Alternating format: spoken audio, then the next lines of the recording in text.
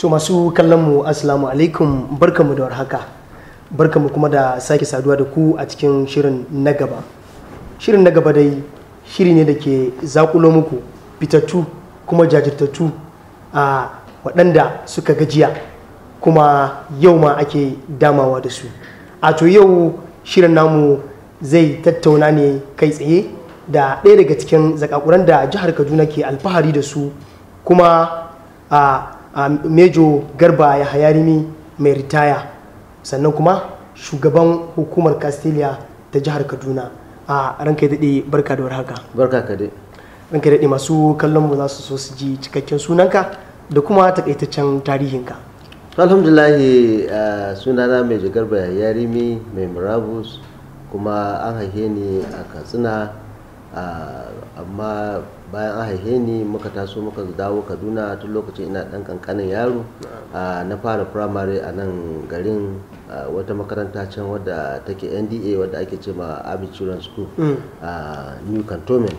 Na fara makaranta a wurin cikin 1975 har da 70. Na zo na gama a cikin 1975 na gama wannan primary school din, na samu zuwa makarantar secondary ta gaba wadda ake ce maka Kaduna Teachers College, yanzu sunanta da ana ce mata St. Peter's College. Daga baya gwamnati zo ta anshe ta maida ta Kaduna Teachers College. Ita ce take kula da horar da malamai. Na zo na wurin nan na gama a cikin 1981. Bayan ina gamawa na fara koyar zuwa a wata makaranta da ake ce ma LE Unguwar Sarki. Ko da yake ban daɗe a wurin ba, ban yi abin da ya wuce wata 3 ba, sai na samu shiga makarantar NDA wadda ake horar ofisoshi na sojojin Najeriya. Nan wurin kuma na zo a cikin ran 2 ga wata a 1982.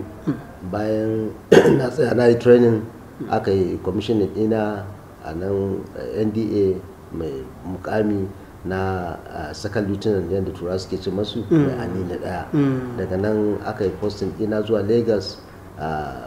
Ina zuwa Lagos kuma sai suka sake posting ina na dawo wata battalion a nan wurin kusa da NDA wadda ake ce ma 2-4 Raki battalion, wadda take kula da yaƙi da motoci masu jigida ko kuma tankokin yaƙi. Daga nan bayan na gama wannan na yi wajejen shekara 8, aka haɗa ni muka fara aiki da wani Ciroman Katsina, Major Hassan Usman Katsina. Bayan ya rasu aka ɗauke ni kuma aka mai da ni Lagos a wata bataliya wadda ake ce ma 242 a Lagos. Tana lokacin tana Badagry. Daga nan bayan na gama wannan wurin, sai kuma aka sake ɗauke ni aka mai da ni Yola a wata bataliya wadda ake ce ma 232 Tank Battalion. Daga nan sai kuma aka sake ɗauke ni daga wurin aka maida ni a brigade na wannan a Yola. So daga Yola muka tafi Liberia. Bayan mun dawo daga Liberia a cikin 2004 sai na bar aikin soja. To masu kallon mu kun ji irin wannan gwagwarmaya da aka sha har zuwa wannan lokaci. To ranka daɗe, shin kama daga wancan lokaci zuwa wannan lokaci wani irin nasarori aka samu tun daga lokacin da aka yi aikin sojan har zuwa wannan lokaci da ake shugabantar ita wannan hukuma ta Castelia? Alhamdulahi, bayan na gama aikin soja na sake dawowa Najeriya. Daga nan kuma sai muka shiga aiki da kamfanin Dangote wanda yake Obajana. Aka bani mataimakin shugaban tsaro na wannan kamfanin. Daga bayan na aiki har zuwa 2011 sai kuma aka ɗauke ni. Daga nan aka sake kai ni a kamfanin shi wanda yake Boko a Benue State. So bayan na gama wurin nan, daga nan 2011 cikin 2014 na ba aiki da su, na sake dawowa nan jihar Kaduna. Saboda iyali na duk komi nawa yana nan garin. To lokacin da na dawo na fara aiki da wani dan uwana yana da kamfanin security ko kuma tsaro. Ya ce da Allah yanzu in taimaka mashi, muka fara aiki da shi. So ina cikin wannan sai na shiga siyasa. Muna tare da shi mai girma Malam Nasiru El-Rufai lokacin da aka fara siyasa a cikin 2014 zuwa 15. Na zama mashi ni ne shugaban tsaro nashi. Bayan an zo aka gama primary election, sai aka zo aka saukar da wa'annan duk ƙungiyoyin gaba daya. To bayan da aka fidda sai kuma aka zo aka sake sani secretary na committee din security. Aka ɗauko wani aka sanya shi shine chairman. So bayan kuma an tafiya ta yi tafiya sai kuma aka zo aka rushe duk gaba daya, sai aka zo aka yi abin da ake ce ma general purpose. Waka hada committee din tsaro da kuma wanda za su kula da zaɓuɓɓuka wanda za a yi na gwamnoni da na shugaban ƙasa. Shi ma sai aka zo aka sani na zama secretary. A lokacin nan shi mai girma shugaban gwamnati, gidan gwamnati na Kaduna wanda ake ce ma SSG, shi ya zamanto director ina, ni kuma na zama secretary din shi. To bayan an gama zaɓe kowa ya fara samu, an kai kowa a inda ya cancanta, sai aka kai ni kamfanin bunƙasa da kasuwanni na jihar Kaduna. So ina nan ina aiki da su har lokacin da na bari aka bani wannan mukami shugaban 'yan Castelia. A turan kai daɗe, wani irin kalubale aka fuskanta tun daga wancan lokacin ya zuwa yanzu? Gaskiya kalubalen da samu zan ce dan kankani ne, saboda kowane lokaci ina godiya ga Ubangiji tun da ya sanya ni aikace-aikace. Ban taɓa samun wani kalubale kwarai da gaske wanda zan ce ban zan iya ba, saboda ko lokacin da na je Somalia na je ina matsayin kamfani kamanda na kamfanoni kamar kamfani 2 ko zuwa 3. Na farko na je da D company wanda ake ce ma Delta company. Daga nan kuma aka maida ni B company, inda na je na tsaya daga wurin nan har kusan lokacin da za mu taho. Bayan daga wurin kuma aka sake maido na Alpha company, wanda shi kuma aka ɗauke ni daga wurin da muke gaba ɗaya mu aka kai mu waɗansu wurare, kuma ni ne shugaban wannan wurin. Ina nan har na dawo. Sai a Liberia na je matsayin mataimakin shi wannan komanda na battalion din gaba daya. A ƙarshe ma sai zamanto na zama kaman ni ne shugaba, saboda akwai lokacin da ya zo gida sai aka ce to ni in rike wannan bataliyar kafin shi ya sake koma, kuma har muka dawo ba Allah bai sa ya sake dawo wannan bataliyar ba. Yanzu ga ka a matsayin shugaban hukumar Castelia, shin menene burinka zuwa nan gaba? Wannan wurin da Allah ya sa ya kawo ni, wanda shi mai girma gwamnan jihar Kaduna Malam Nasiru El-Rufai ya bani, ba abin da zan ce sai godiya. Kuma insha Allahu abinda kowane lokaci nake fata a rayuwata in zamanto yadda na same su, in tabbata na ƙara sun ci gaba, kuma ya zamanto ana fahari da su a cikin jihar Kaduna da kuma Najeriya da kuma Afirka da kuma duniya gaba daya. Saboda in ka kula yanzu kusan akwai waɗansu wanda suke da irin wannan hukumar, amma yanzu ba waɗansu wanda za mu ce sun fi mu. Tunda in ka diba kamar Lagos a Lasma ko kuma Karota ta Kano, za ka ga mutane suna cewa waɗansu ma ba su damu da irin wa'annan ba, amma mu in suka shigo cikin jihar Kaduna za ka ga suna ji tsoron. To amma ba tsoro ba ne, wani lokaci su direbobin ne ko kuma su masu motocin ba su yi abin da ya cancanta su yi, domin kuma na jihar Kaduna ba za mu bari ba. So kowane lokaci ina fatar ko da ina nan ko ba nan, ina son wannan hukumar ta ci gaba, ta zama ba ta daya a duniya gaba ɗaya, ba ma cikin Najeriya kaɗai ba. Akwai sako da zaka bayar game da su kansu membobi ko kuma yaran ita wannan hukuma naka da kuma al'umman gari gaba ɗaya? Kowane lokaci ya zamanto mutane su zama masu hazaƙa.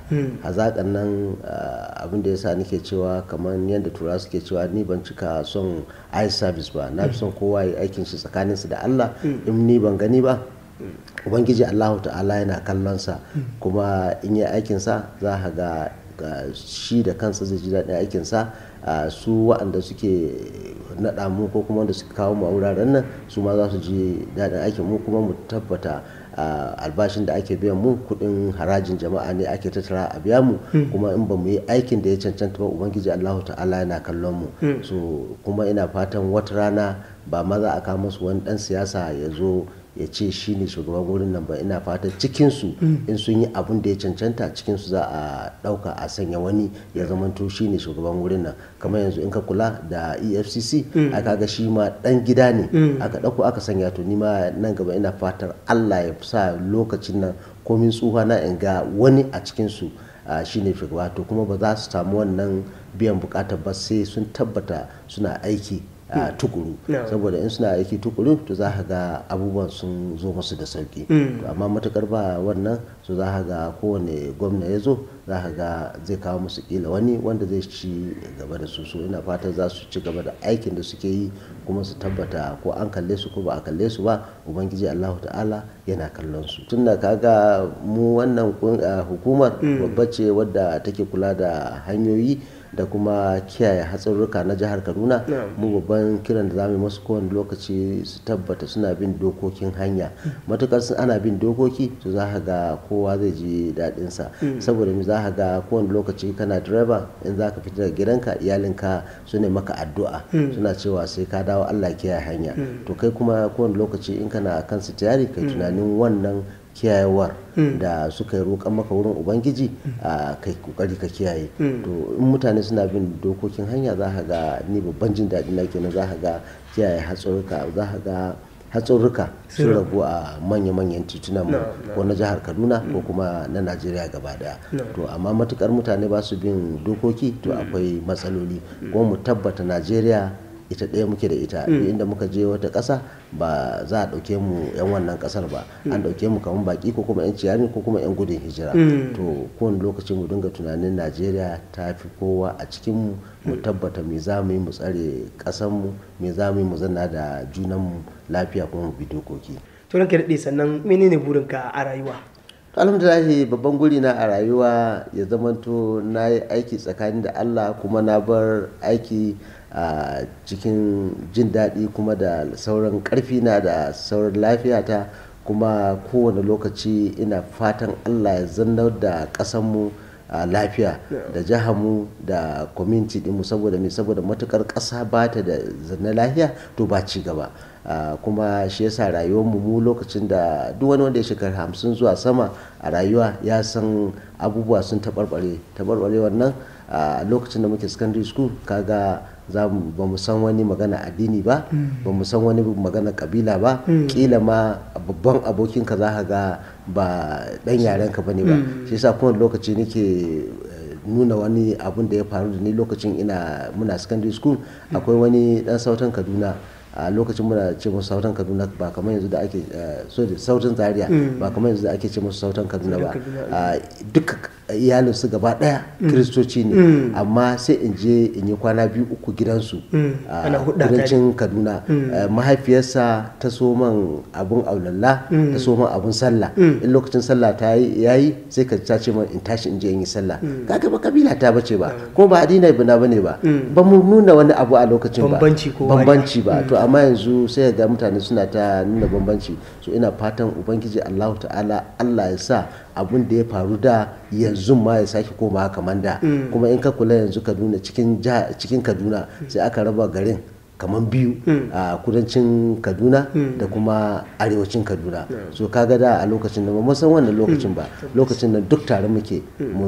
In wani abun bakin ciki ya same mu mu yi bakin ciki tare, in wani abun farin ciki ya same mu mu yi farin ciki tare. So ni gaskiya ina fatan Allah ya sa wa abubuwan da ya faru da ya sake dawowa kaman yadda yake ya zama to kamar daya mu zama tsintsiya maɗaurin kuɗa manya-manyan mu da shugabannin mu wanda suke cewa lokacin sarauna ya ɗauki kowa kamar daya shi ya zama kamar uba wurin kowa ne bai damu da addinin ka ba bai damu da kabilar ka ba kai kawai in kai dan arewa ne kuma alhamdulillah sai ni ma sai na zo na aiki da wani kaman kusan halinsa shine wanda na faɗi maka da farko majalar Hassan Usman Katsina shi ma ba ruwan shi da kabilanci ba ruwan shi da wani addini kuma gaskiya na koyi abubuwa da yawa a wurinsa so inda za mu samu mutane wanda suke da wannan rayuwar za ka ga komi ba za ka samu bambanci ba za a samu matsaloli ba kamar yadda muke samu yanzu.